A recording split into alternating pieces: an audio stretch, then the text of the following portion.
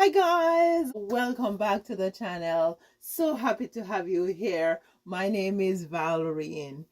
Today we will be looking at making a simple flower press. Now before I get started on that, if you have not seen the last project that we did, check these out.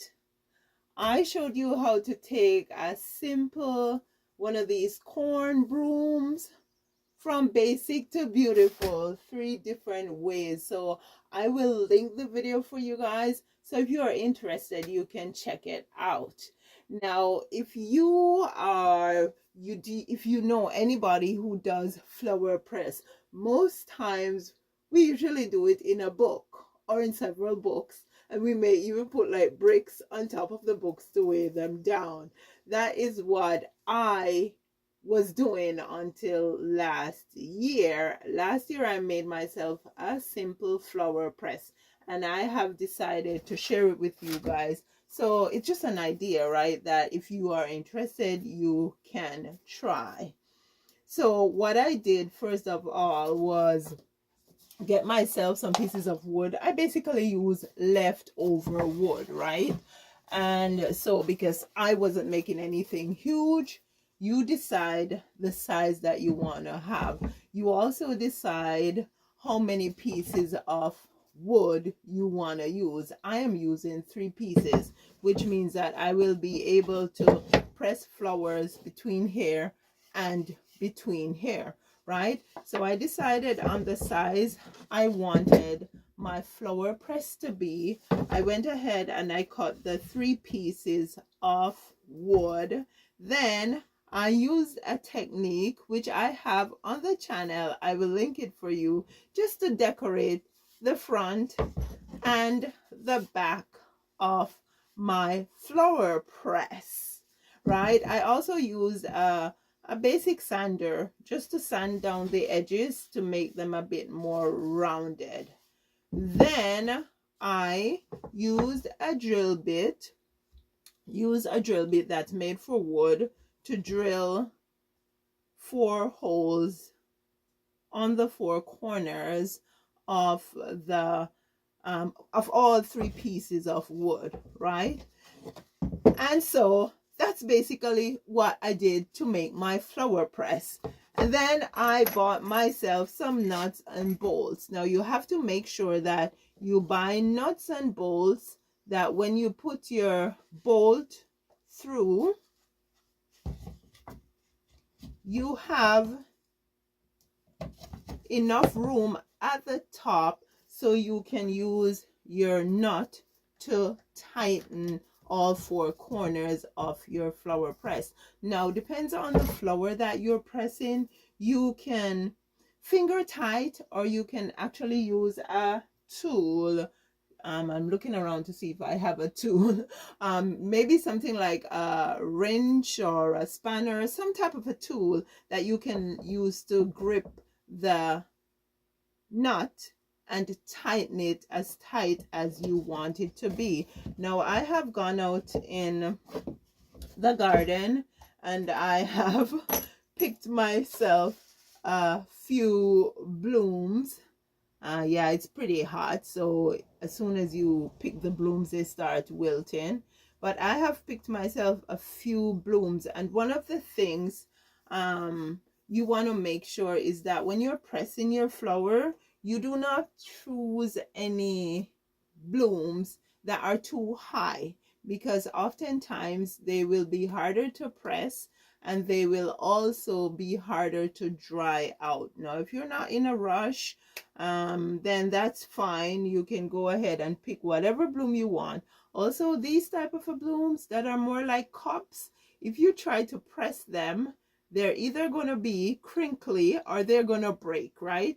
So cup blooms are not good for pressing either. The best blooms are flatter blooms. See, it's already flat. It's telling you, go ahead and press me. You can also use petals. Friends, you can use petals that have fallen from your flowers. This is just a petal from the peony. right? We had so much rain recently. I covered my peonies with flower pots, and I just took the flower pots off. They survived. They're not as fresh as they were before, but they survived the rain. Otherwise, the rain would have just taken everything off the plant, right? So yeah, you can use blooms that have fallen. You can also press leaves. These are actually poppy blooms, and these are poppy leaves. Okay, and I do have some daisies here too. The daisies have a center that's on the thicker side, but I don't think it's too thick, and what I do is look for the smaller blooms, right? Okay, so yeah, that's it about the flowers.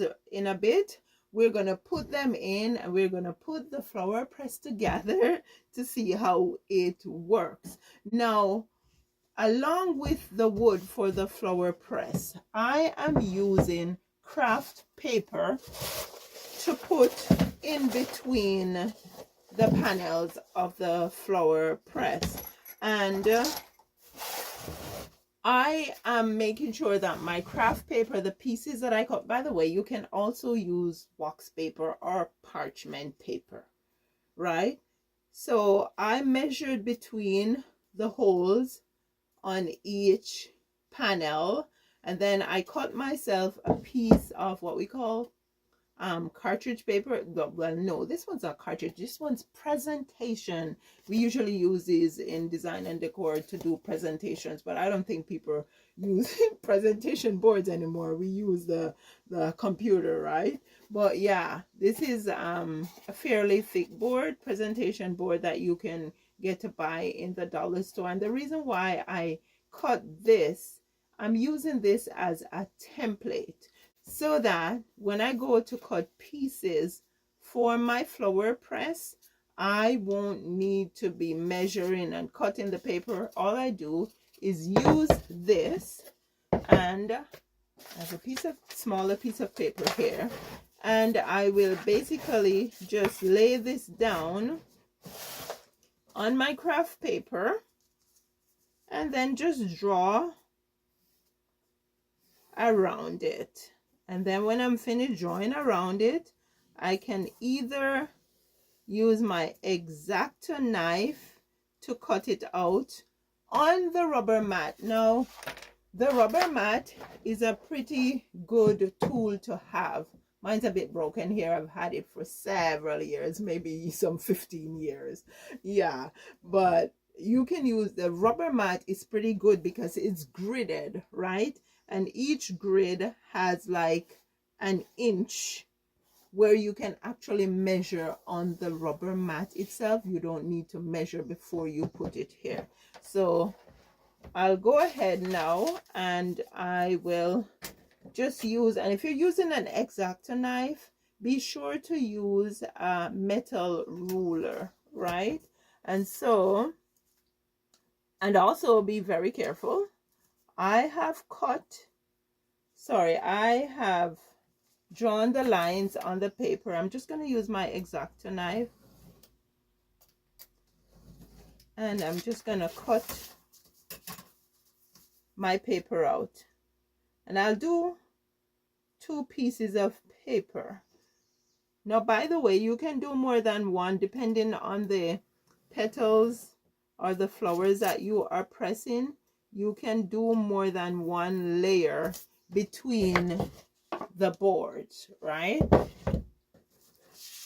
But when you do that, make sure you are using paper that the dye from the petals are not going to bleed through to the other ones. Okay, so I'm just going to go ahead and time lapse, finish cutting this, and cut another piece.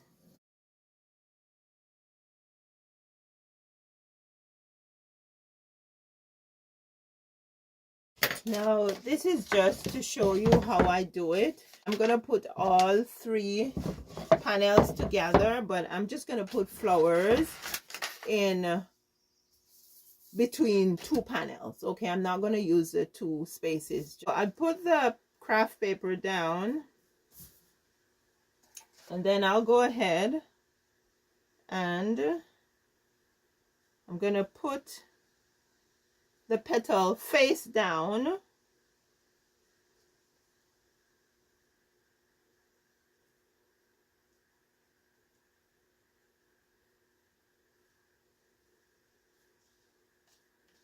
gonna put another daisy. I'm gonna put some leaves.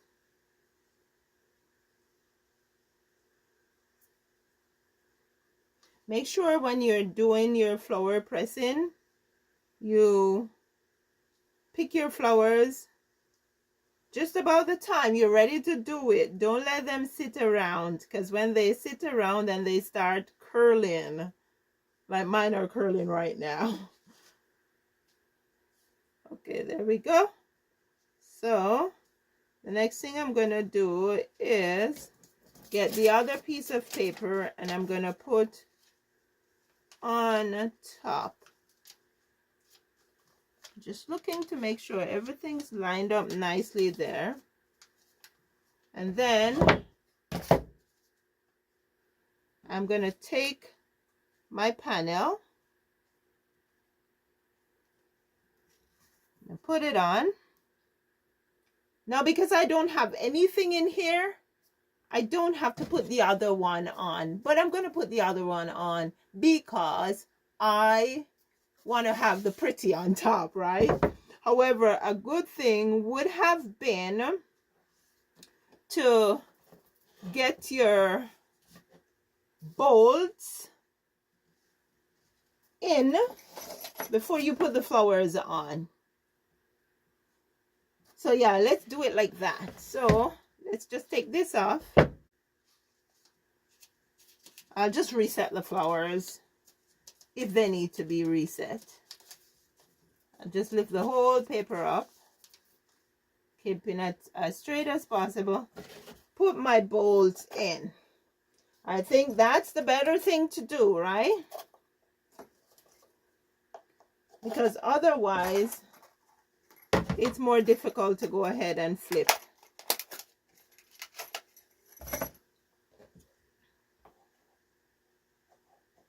There we go. Now I have my bolts in. Let's take this off and see. Okay, not too shabby. So we put this on here. Stick that over. Now try not to let your flowers, especially your flowers, overlap, right? There we go. That paper is so stubborn, it's still curling. Okay, so now I put this on. We're good to go. I'm gonna put this other panel on. Just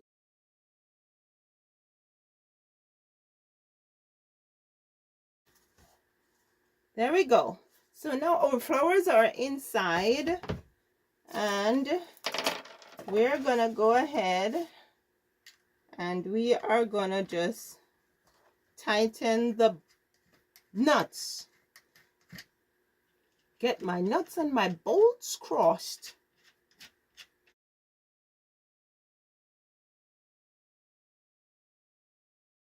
This has multiple heads. Let's see if one of these heads can fit.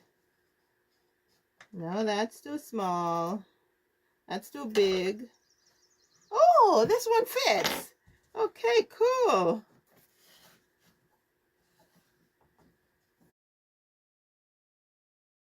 That's it. So that is it. Our flowers are being pressed. Again, thank you so much for being here. I surely do hope that you enjoyed the lesson. Drop it in the comments below. Let me know what you think. And remember to check out the video that shows you how to decorate a humble corn broom. Remember, never look at a thing for what it is, but what it can become. Grateful to have you here. Have yourself a great day. I will see you in the next video.